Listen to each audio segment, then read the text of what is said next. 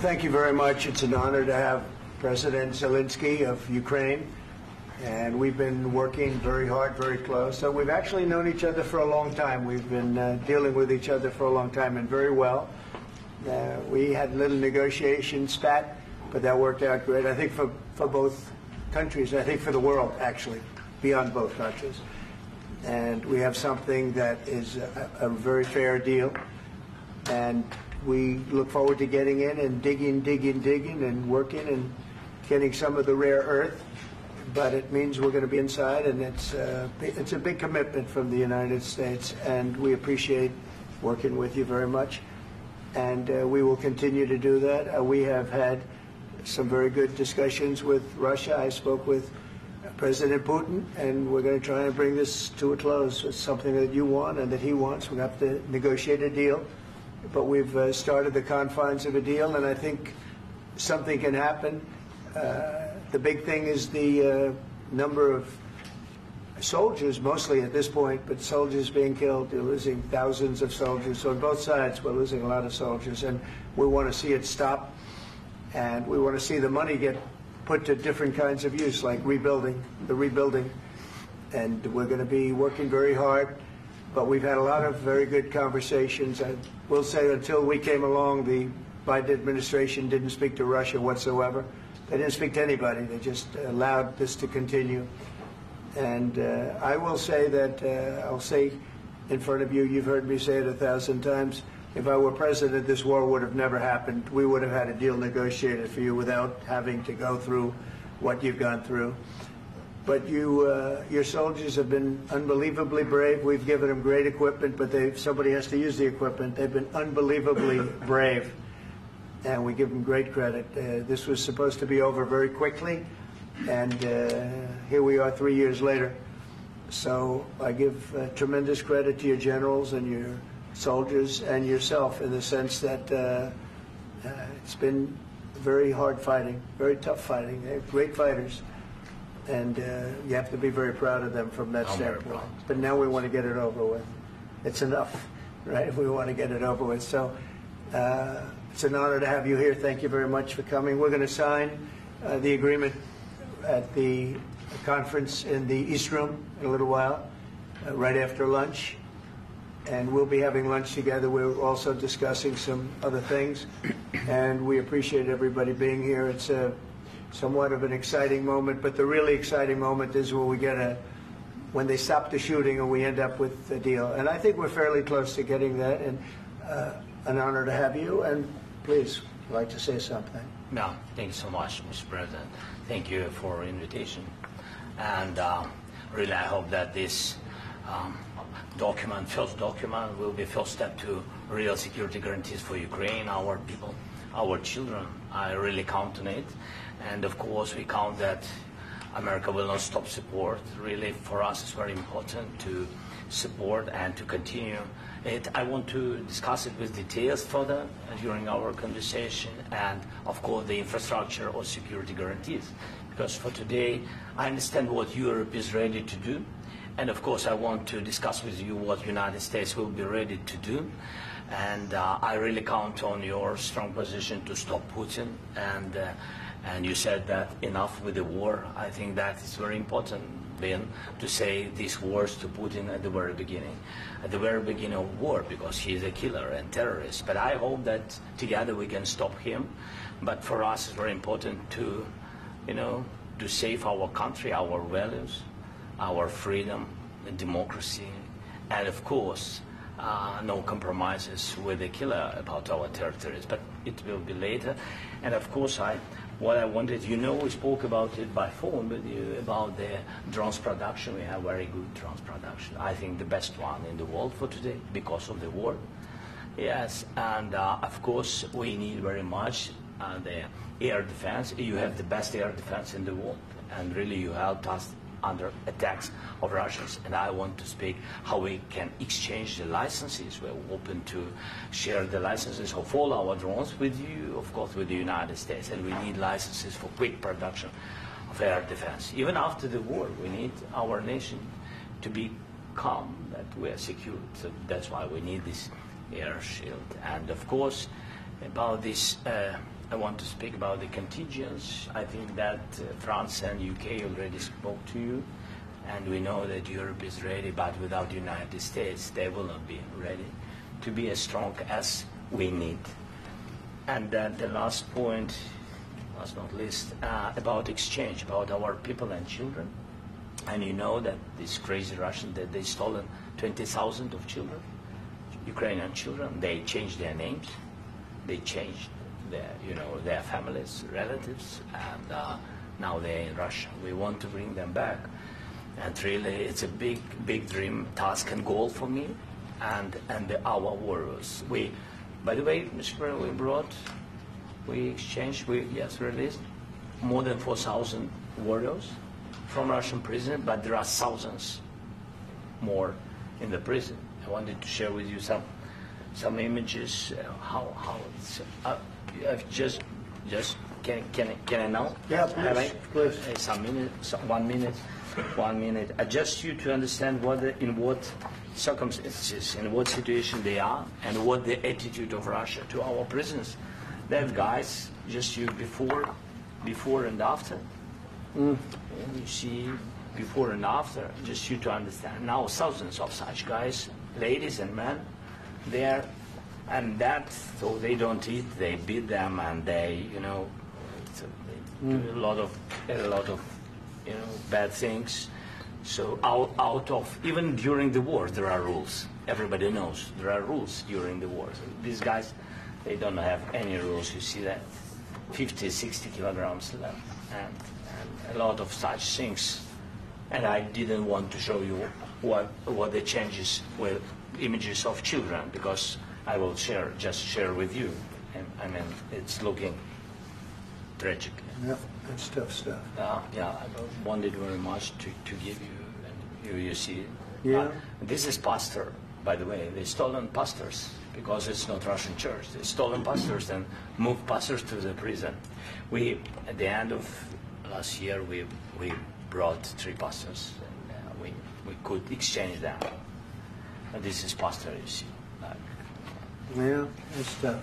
Yeah. So I mean, this I wanted to show you, and this. So thank you very much. We want to get that ended, right? Yeah. Of course. We And want. I think we will. And We have to, of course. do you have any questions, please? Thank you, Mr. President. With the, how much money is the U.S. going to put into the fund that is being created today, and how does this provide long-term security for Ukraine? Well, we don't know exactly how much, because we're going to be putting some money in a fund that we're going to get from the raw earth that we're going to be taking and sharing in terms of revenue. So it's going to be a lot of money will be made from the sale and from the use of raw earth. And as you know, our country doesn't have much raw earth. We have a lot of oil and gas, but we don't have a lot of the raw earth. And what we do have is protected by the environmentalists, but that can be unprotected. But still, it's not very much. They have among the best in the world in terms of raw earth. So we're going to be using that, using it for all of the things we do, including AI, and including weapons and the military, and it's really going to very much satisfy our needs. So it's something that just worked out really well. We have a lot of oil, and we have a lot of gas, but we don't have raw earth. So this has just about every component of the raw earth that we need for computers, for all of the things we do. This puts us in great shape. And on long-term security for Ukraine, how does this provide? I think they're going to have great luck. I think once we make the agreement, that's going to be 95% of it. They're not going to go back to fighting. I've spoken with President Putin, and I feel very strong. I've known him for a long time, and I feel very strongly that they're very serious about it, and we'll make a deal. And when the deal is made, I don't think we talk about security. Everyone's talking about the other day. All they talked about was security. I said, let me make the deal first. I have to make the deal first. I don't worry about security right now. We have to have a deal, because right now, last week, 2,000 soldiers died on both sides. 2,000. And they're losing 1,000, 2,000, 3,000 a week. So as we sit here and we talk, people are getting shot and dying on the battlefield. And, you know, they're not American soldiers, but they're Russian soldiers and they're Ukrainian soldiers, and we want to be able to stop it. And we want to be able also to spend money on other things. We don't want to, this is a tremendous amount of money. And what the Biden administration did was terrible. They were giving money, but he had no security on the money. Europe, as you know, gave much less money, but they had security. It was in the form of a loan. They get their money back, and we didn't. And now, at least we're protected because the American taxpayer has to be protected too. But this is an incredible agreement for Ukraine because we have a big investment in their country now, and what they have, very few people have. And we're able to really go forward with very, very high-tech things and many other things, including weaponry that we're going to use in many locations, but that we need for our country. Mr. President, This allows us to do that. will you continue sorry. sending military aid? Yes, go ahead, please. If I can just yes. In the document, there is one of the very important points. If we speak about business and investment, we never had LNG terminals in Ukraine. This document will open. I mean, the next documents, but anyway, here we see in the framework, we see really goodwill for this. LNG terminals for us is very important, and I think for security of European continent. We have the biggest storage, gas storage. We have the biggest in Europe. Yes, yes, and we can use it. Use it for LNG. Use it for LNG, and we will do it. And really, we can help Europe because Europe really helped. President Trump said that they made less support, but they are our friends and they are our very supportive partners. They really gave a lot, Mr. President. They did. They gave a lot, but they gave much less. No. Much less. No. No. No. Okay. Okay.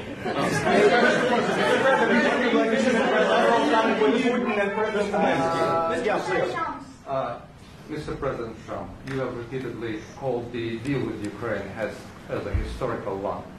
And as a President of the United States, you make historical decisions in other issues which affect America and other world.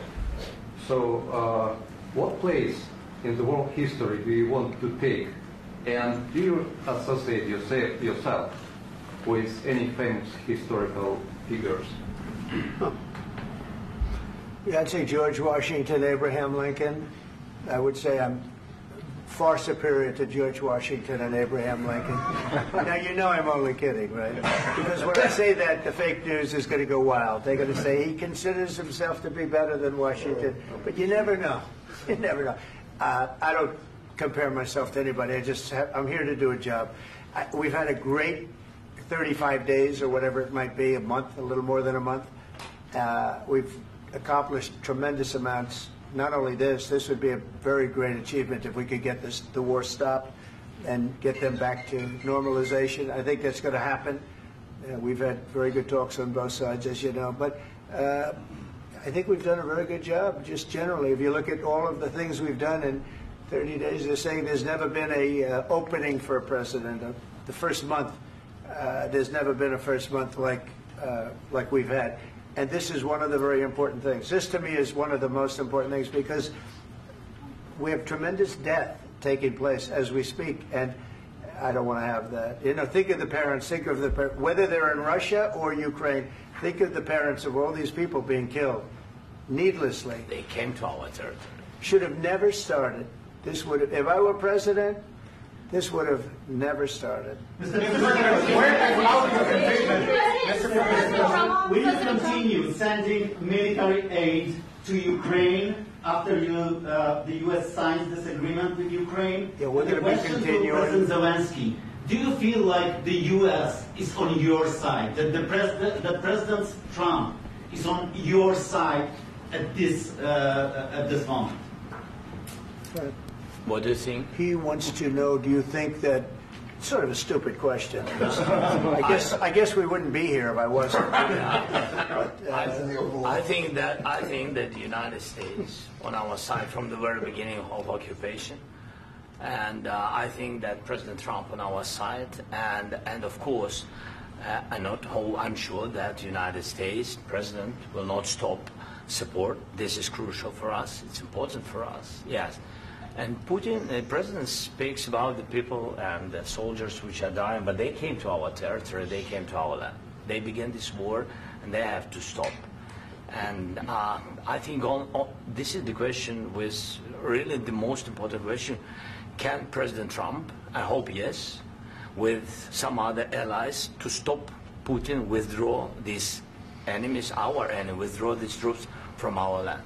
And I think that you asked about the history, I think that if President, or when, he will stop Putin, if President Trump will bring peace to our country, I think he will be on this wall. We've had very, very good talks. Military aid to Ukraine. President Zelensky just said that there would be no compromises with Vladimir Putin. I just wanted to ask both of you. Firstly, are there compromises that you think that President Zelensky is going to have to make? And President Zelensky, is there anything that you might be thinking that you may be able to offer or bring to the table, for example, elections? Thank you. I think you're going to have to always make compromises. You can't do any deals without compromises. So certainly he's going to have to make some compromises, but hopefully they won't be as big as some people think you're going to have to make. That's all. That's all we can do. I'm here as an arbitrator, as a mediator to a certain extent between two parties that have been very hostile, to put it mildly. They've been very hostile. There's been a vicious war. There's been a vicious war. You know, it's a very level battlefield, and those bullets go out, and as I've said many times, we were talking about it with Pete, many times the only thing stopping those bullets is a human body. And in the case we're talking about, generally young human bodies are stopping a lot of bullets. It's dead level. That's why it's great farmland. It's great land. It's great farmland, but there's very little protection against the bullets that are being, and other things that are being shot. So all I can do is see if I can get everybody at the table and get an agreement. And I think we're going to end up with an agreement. Otherwise, I wouldn't probably be even here today. Mr. President, I've got two questions for you. You think ultimately your legacy will be the peacemaker and not the president that led this country into another war and ended foreign wars? And I've got a question. I hope it will. I mean, I hope I'm going to be remembered as a peacemaker. This would be a great thing if we could do this. I'm doing this to save lives more than anything else. Second is to save a lot of money, but I consider that to be far less important. So I hope I'm going to, thank you, Brian, for that question. It was a nice question. I hope I'll be known and recognized as a peacemaker. This would be a great thing to solve. This is a very dangerous situation. You know, this could lead to a third world war. This was headed in the wrong direction. If this election were lost, if we didn't win this election, and we won it by a lot, that was a mandate. We won every swing state. We won the popular vote by millions and millions of votes. We won everything. The districts, you look at the areas of red, take a look at a map. This was a big mandate, and this was one of the things. I said, we're going to get this thing settled. If we didn't win, I think this could have very well ended up in a third world war, and that would not have been a good situation. What was your second question? And my second question for President Zelensky. Why don't you wear a suit? You're at the highest, why don't you wear a suit? You're at the highest level in this country's office, and you refuse to wear a suit. Just want to see if do you own a suit? Yeah, problems. A lot of Americans have problems with you not respecting the dignity of this office. I will wear a costume after this war will finish. Okay. Yes, maybe one. Maybe something like yours. Yes. That'd be great. Maybe something better. I don't know. Yeah. We will see. Maybe something cheaper than. Yeah. Thank you. Thank you. President Trump. Thank you, President Trump. You said yesterday that you have. Are you going to send more arms to Ukraine in case there's no peace? Yeah, we're going to have arms to Ukraine. Yeah, sure. Hopefully, I won't have to send very much because hopefully we're going to have it finished. We're looking forward to finishing this quickly. We're not looking forward to sending a lot of arms. We're looking forward to getting the war finished so we can do other things. But we very much appreciate the agreement because we needed what they had, and we're treating, you know, our country is now treated fairly. Biden didn't do that. He didn't know what the hell he was doing. This should have never happened. This should have never started. But, you know, sure, the answer is yes, but hopefully we won't have to send much, because I'm looking forward to getting it done quickly, very quickly. Does that mean you'll provide security guarantees, Mr. President? I don't want to talk about security yet, because I want to get the deal done. You know, you fall into the same trap like everybody else. A million times you say it over and over. I want to get the deal done. Security is so easy. That's about 2% of the problem. I'm not worried about security. I'm worried about getting the deal done. The security is the easy part. Security is very nice. Everybody stopped shooting. And now will Europe put people there? I know France is going to. I know the UK is going to. I know other countries are going to, and they happen to be right next door. We haven't committed, but we could conceivably. You know, we have security in a different form. We'll have workers there digging, taking the raw earth so that we can create a lot of great product in this country. So in that sense, you have something. But we haven't determined that yet. I will say, in speaking to France and in speaking to, and they were here, as you know, last week and just the other day, they have committed to a lot of security. I don't think you're going to need much security. I think once this deal gets done, it's over. Russia's not going to want to go back, and nobody's going to want to go back. When this deal ends, I really believe this deal is going to be over. Yeah, please go ahead. Go ahead. Thank you, Mr. President, thank you. You had Mr. Macron and Keir Starmer at the White House this past week, both of whom praised your courage and conviction to lead the pathway towards peace. Yes. Part of that involved, though, re-engaging Russia in diplomatic relations, something that previous leaders lacked the conviction to do so. What gave you the moral courage and conviction to step forward and lead that? Well, I love this guy. Who are you with? One American News, sir. Well, that's why I like him. One American News does a great job. I like the question.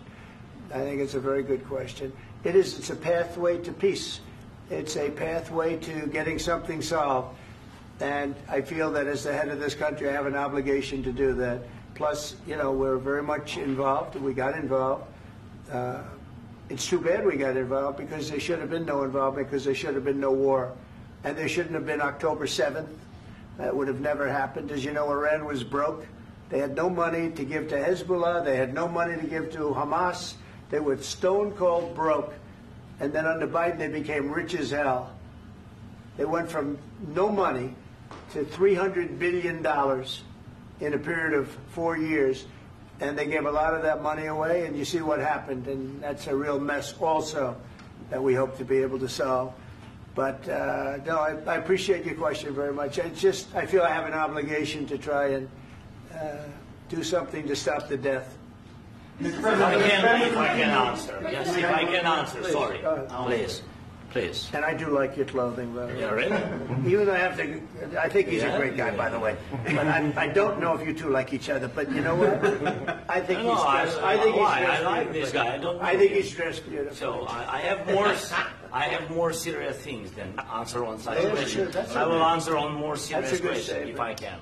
Yeah. So please, about security guarantees and about just ceasefire. We can't just speak about ceasefire and speak and speak. It will not work. Just ceasefire will never work, because I'm like a president.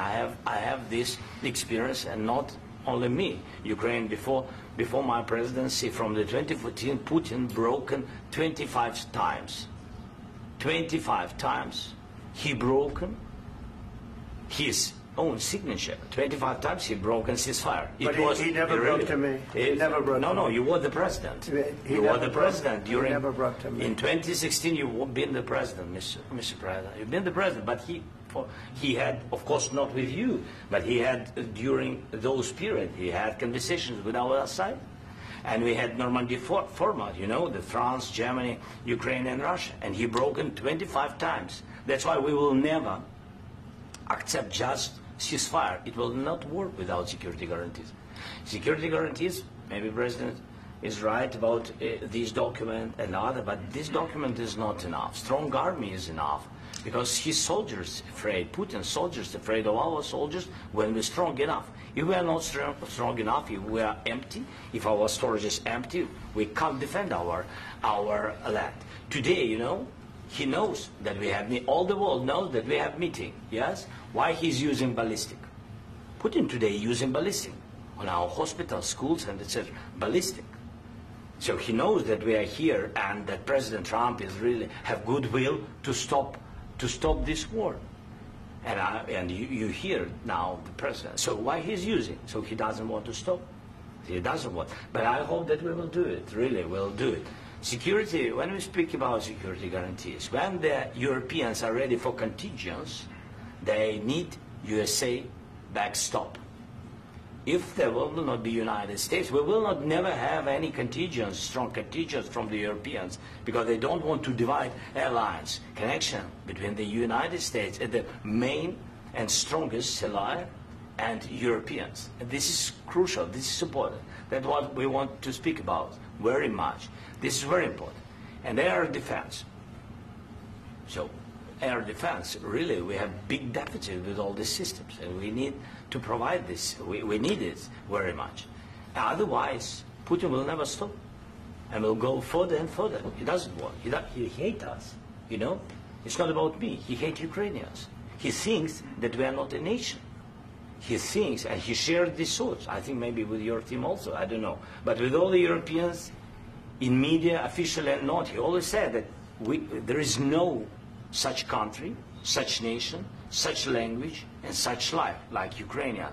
No, he really doesn't respect all the Ukrainians, and he wants to destroy us. And you are right, Mr. President. That's 2%. This document, maybe other documents, it's a very good start, very good, but it will not enough to stop this person. Should Russia pay to rebuild Ukraine? Mr. President, after these Should Russia pay to rebuild Ukraine? They have to pay. this question. This is the rule. This is the rule of the war. This is the rule of the war. During all the centuries, all the history, this is the rule of the war. Who began, those pay. Do you agree This with is the rule. Putin began this war. He has to pay all money for innovation. He has to pay. Of course, some Russian assets, what we have in Europe, about 300 billion, we can use them. We can use for innovation and buy military support from the United States also. We can do it, but it's not enough. It's not enough. Do you envision a trilateral summit with Putin and President Zelensky? Wait 1 second. I asked this question that you didn't like because I wanted to know if you want to position yourself in the middle between Russia and Yes. Ukraine, or on the Ukraine side. No, I'm in the middle. I want to solve this thing. I'm for both. I want to get it solved. And it's wonderful to speak badly about somebody else, but I want to get it solved. If we can solve it, great. If we can't solve it, they're going to have to fight it out, and who knows what's going to happen. But I want to see it get solved. May I follow up? One more question about U.S. troops in Europe. After Russian invasion of Ukraine, your predecessor sent additional troops to Eastern Europe, including Poland, my country. Yeah. Are you committed to keeping these troops on the eastern flank of NATO in the future? I'm very committed to Poland. I think Poland has really stepped up and done a great job for NATO. They, as you know, they paid more than they had to. They are one of the finest groups of people I've ever known. I'm very committed to Poland. What about Baltics? Poland's in a tough neighborhood, you know. What about the Baltics? The Baltics, they got a lot of, it's a tough neighborhood too, but we're committed. We're going to be very committed, and we're committed to NATO. But NATO has to step up, and the Europeans have to step up more than they have. And I want to see them equalize, because they are in for far less than we're in, and they should be at least equal. You understand that? Why is the United States, we have an ocean in between, why is the United States in for so much more money and other things as Europe? With that being said, and as you said, they've also been obviously very helpful. But we have put in far more than they have, and I think they should equalize. Mr. President, Please, go ahead. about the agreement again today, what changed between the first time that Secretary Bessent gave President Zelensky the agreement and today for the signing? We made a deal. So What was the I'm just, deciding factor? I'm a business person. We made a deal. That's what changed. Mineral- I didn't think we were going to make a deal, and we ended up making the deal, so that changed. Mr. President, what and how do you envision a trilateral summit with President Zelensky and Putin. I don't know, but well, they circumstances. don't like each other. I can tell you that. Okay? They do not like each other. This is not a love match, and it's unfortunate. That's why you're in this situation. The United States should not have allowed this to happen. Okay? The United States, run by a man that didn't know much. I'm going to be very nice. Run by an incompetent person, very incompetent person, should never have allowed this to happen. I've stopped wars. I've stopped many wars. My people will tell you, I stopped wars that nobody ever heard about. I stopped wars before they ever started. You can look at some of, I could give you a lot of nations that would tell you right now they were probably going to war. I could tell you right now there's a nation thinking about going to war on something that nobody in this room has ever even heard about. Two smaller nations, but big, still big. And I think I've stopped it. But this should have never happened. Sorry, just a second. About any negotiations. First of all, I want really to tell you, and I think that everybody understands that Ukraine, more than Ukrainians, nobody wants to stop this war.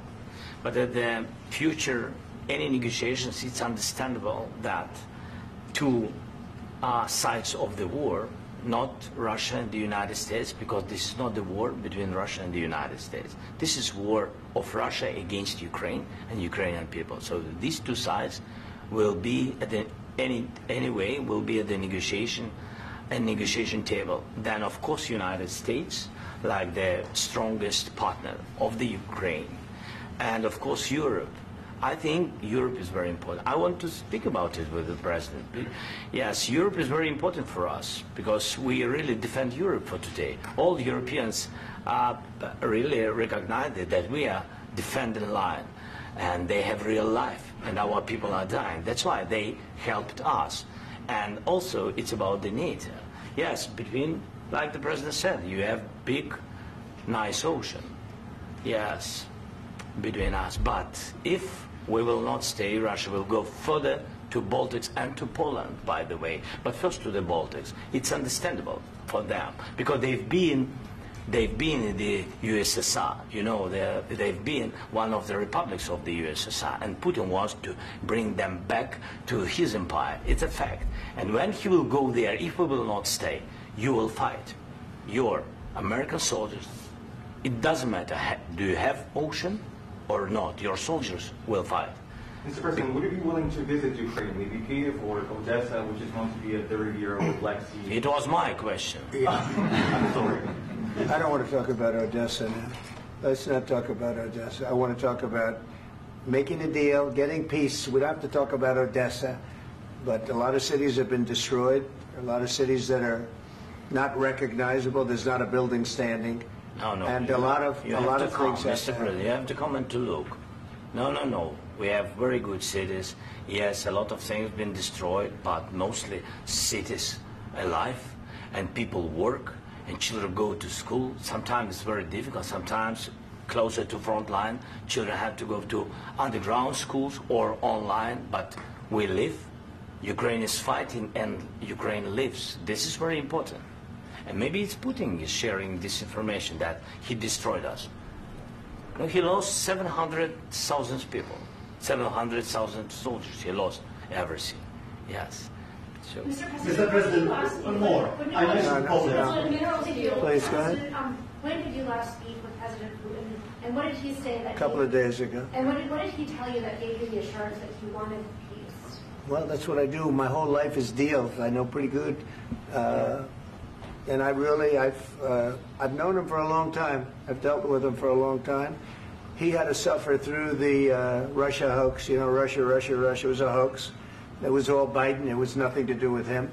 So he had to suffer through that, and he was able to do that. I think that he wants to make a deal, and he'd like to see it end.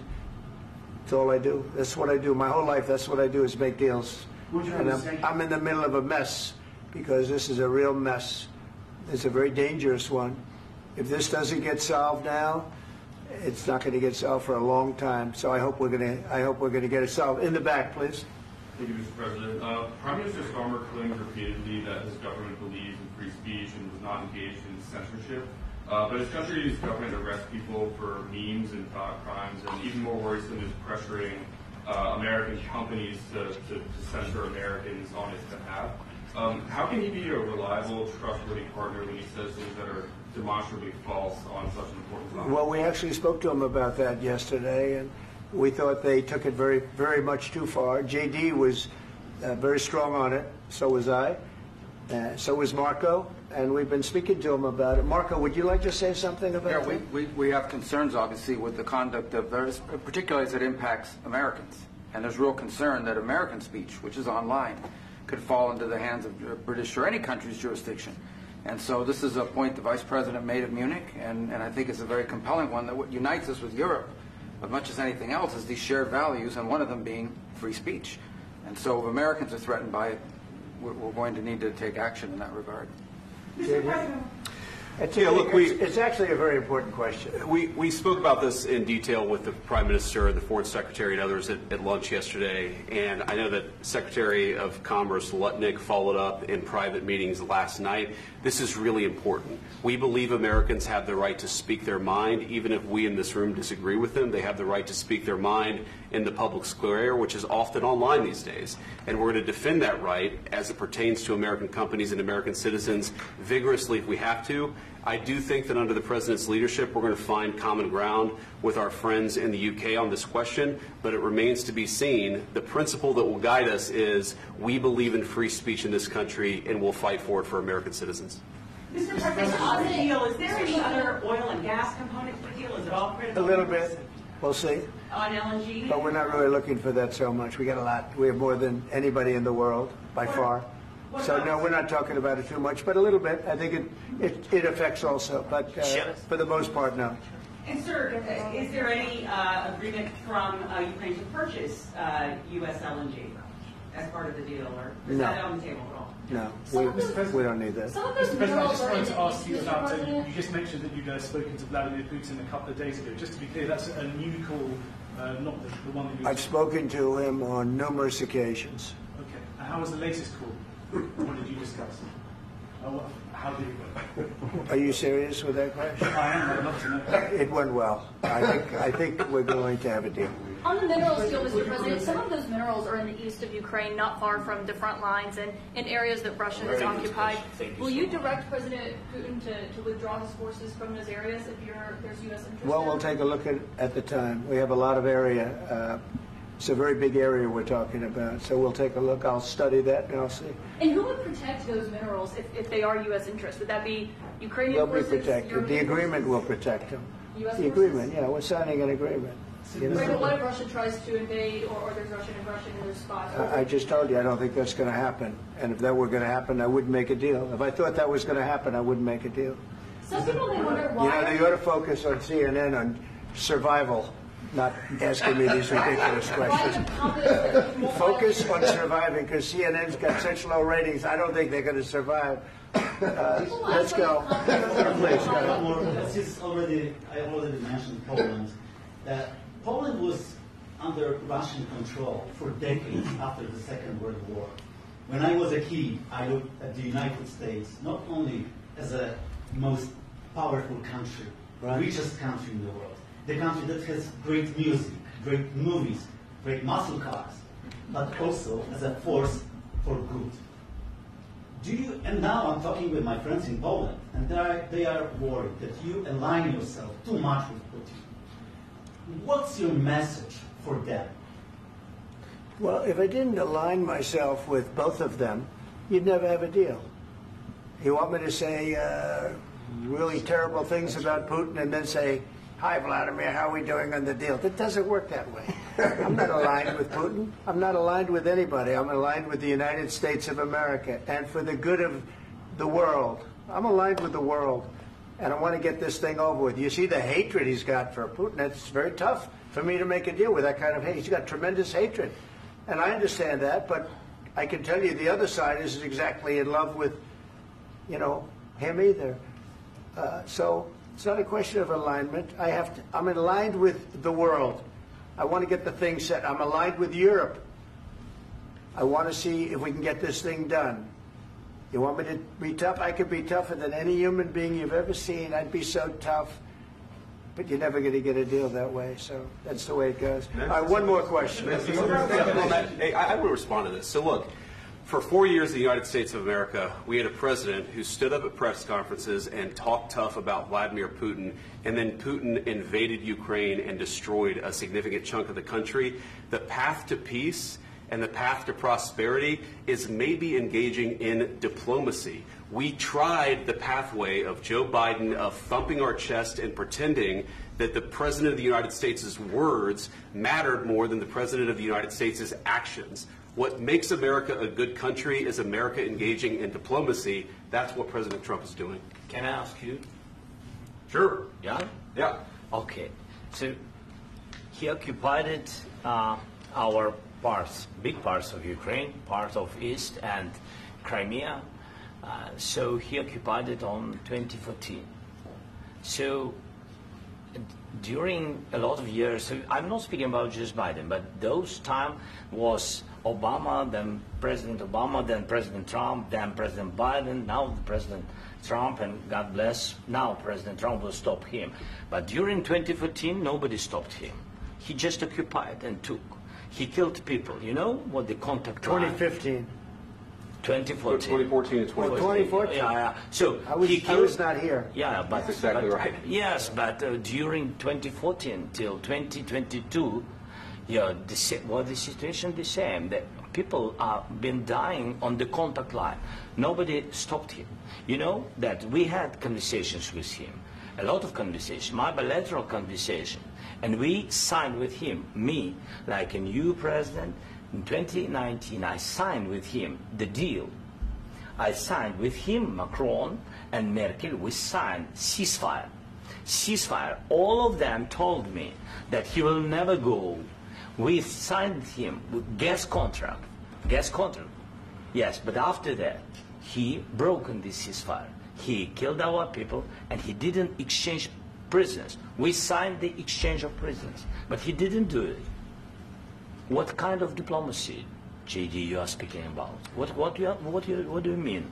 I'm talking about the kind of diplomacy that's going to end the destruction of your country. Yes, but if you Mr. President, with respect, I think it's disrespectful for you to come into the Oval Office and try to litigate this in front of the American media. Right now, you guys are going around and forcing conscripts to the front lines because you have manpower problems. You should be thanking the President for trying to bring it into this conflict. Have you ever been to Ukraine that you say what problems we have? I have been to. Count once. I've actually watched and seen the stories, and I know what happens is you bring them on a propaganda tour, Mr. President. Do you disagree that you've had problems bringing people into your military? And do you think that it's respectful to come to the Oval Office of the United States of America and attack the administration that is trying to prevent the destruction of your country? A lot of questions. Let's start from the beginning. Sure. First of all, during the war, everybody has problems. Even you, but you have nice ocean and don't feel now, but you will feel it in the future. God bless. You don't know that. God bless. You don't God know bless. that. You will not have a war. Don't tell us what we're going to feel. We're trying to solve a problem. Don't tell us what we're going to feel. I'm not telling you. Because you're in no position to dictate that. That's exactly what you're doing. You're in no position to dictate what we're going to feel. We're going to feel very good. You will feel influence. We're going to feel very good and very strong. You will feel influence. You're right now not in a very good position. You've allowed yourself to be in a very bad position, and he happens to be right about it. From the very beginning of the war. You're not in a good position. You don't have the it. cards right now. With us, you start having not cards. Playing cards. Right now, you don't. You're playing cards. You're playing cards. Serious. You're gambling with the lives of millions of people. You're gambling with World War III. You're gambling with World War III. And what you're doing is very disrespectful to the country, this country, that's backed you far more than a lot of people said they should have. Have you said thank you once? This a lot entire of meeting? times. No, in this Even entire today. meeting, you said thank Even you. today. You went to Pennsylvania and campaigned for the opposition in October. Offer some words of appreciation for the United States of America and the president who's trying to save your country. Please, you think that if you will speak very loudly about the war, He's not speaking loudly. He's not speaking loudly. Your country's in big trouble. Can I Wait a answer? minute. No, Can you've I done a lot answer? of talking. Your country is in big trouble. I know. You're not winning. I know. You're not winning this. You have a damn good chance of coming out okay because of us. Mr. President, we are staying in our country, staying strong from the very beginning of the war. We've been alone, and we are thankful. I said thanks you haven't in been this alone. cabinet. You and haven't not been only alone. in this cabinet. We gave you, through this said stupid thank president, $350 billion. You voted we gave for you your military president. equipment, You and your voted men for are your brave, president. but they had to use our military. What about If you didn't have You our invited military me- equipment, you invited if me you to didn't speak- have our military equipment, this war would have been over in 2 weeks. In 3 okay? days, I heard it from Putin. In 3 days, this is something Maybe new. less. In 2 weeks, of course, yes. It's going to be a very hard thing to do business like this. I tell you. Just say thank you. I said a lot of times that there, thank you except to that, American people. Except that there are disagreements, and let's go litigate those disagreements rather than trying to fight it out in the American media when you're wrong. We know that you're wrong. But you see, I think it's good for the American people to see what's going on. I understand, sir. I think it's I very understand. important. That's why I kept this going so long. You have to be thankful. You don't have the I'm cards. thankful. You're buried there. Your people are dying. tell you You're again, running I low know. on soldiers. Don't- Listen, please, you're running Mr. low on President. soldiers. It would be a damn good thing. Mr. And then President. then you tell us, I don't want a ceasefire. I don't want a ceasefire. I want to go, and I want this. Look, if you could get a ceasefire right now, I tell you, you take it so the bullets stop flying and your men stop getting killed. Of course, we want to stop the war. But you're I saying said- you don't want a ceasefire. But I said to you, I want a with ceasefire. guarantees. Because you'll get a ceasefire faster than an agreement. Ask our people about ceasefire, what they think.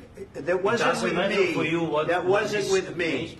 It That was wasn't with you. a guy named Biden, who was not a smart person. This That is was your, with, this that was is with your Obama. president. It was your president. Excuse me. That was with Obama, who gave you sheets, and I gave you javelins. Yes. I gave you the javelins to take out all those tanks. Obama gave you sheets. In fact, the statement is Obama gave sheets and Trump gave javelins. You got to be more thankful, because let me tell you, you don't have the cards. With us, you have the cards. But without us, you don't have any cards. One more question to Mr. Vice President. I'm sorry. It's going to be a tough deal to make, because the attitudes have to change. What if Russia breaks ceasefire? What if Russia breaks peace talks? What do you do then? I understand that it's a heated conversation right now. What are you but saying? what She's if asking, what if Russia breaks the ceasefire? What if anything? What if a bomb drops on your head right now? Okay? What if they broke it? I don't know. They broke it with Biden, because Biden, they didn't respect him. They didn't respect Obama. They respect me. Let me tell you, Putin went through a hell of a lot with me. He went through a phony witch hunt where they used him and Russia. Russia. You ever hear of that deal? That was a phony Hunter Biden, Joe Biden scam. Hillary Clinton, Shifty Adam Schiff. It was a Democrat scam. And he had to go through that. And he did go through it. We didn't end up in a war. And he went through it. He was accused of all that stuff. He had nothing to do with it. It came out of Hunter Biden's bathroom. It came out of Hunter Biden's bedroom. It was disgusting. And then they said, oh, the laptop from hell was made by Russia. The 51 agents. The whole thing was a scam. And he had to put up with that. He was being accused of all that stuff. All I can say is this. He might have broken deals with Obama and Bush, and he might have broken them with Biden. He did, maybe. Maybe he didn't. I don't know what happened. But he didn't break them with me. He wants to make a deal. I don't know if you can make a deal. The problem is, I've empowered you to be a tough guy. And I don't think you'd be a tough guy without the United States. And your people are very brave. But you're either going to make a deal or we're out. And if we're out, you'll fight it out. I don't think it's going to be pretty, but you'll fight it out. But you don't have the cards. But once we sign that deal, you're in a much better position. But you're not acting at all thankful. And that's not a nice thing. I'll be honest, that's not a nice thing. All right, I think we've seen enough. What do you think? Huh? This is going to be great television, I will say that. All right. We'll see what we can do about putting it together. Thank you, sir. And I need the back of this. We'll see. I don't know. All right, guys, come on. Wait, hey, let's go. Guys, come on.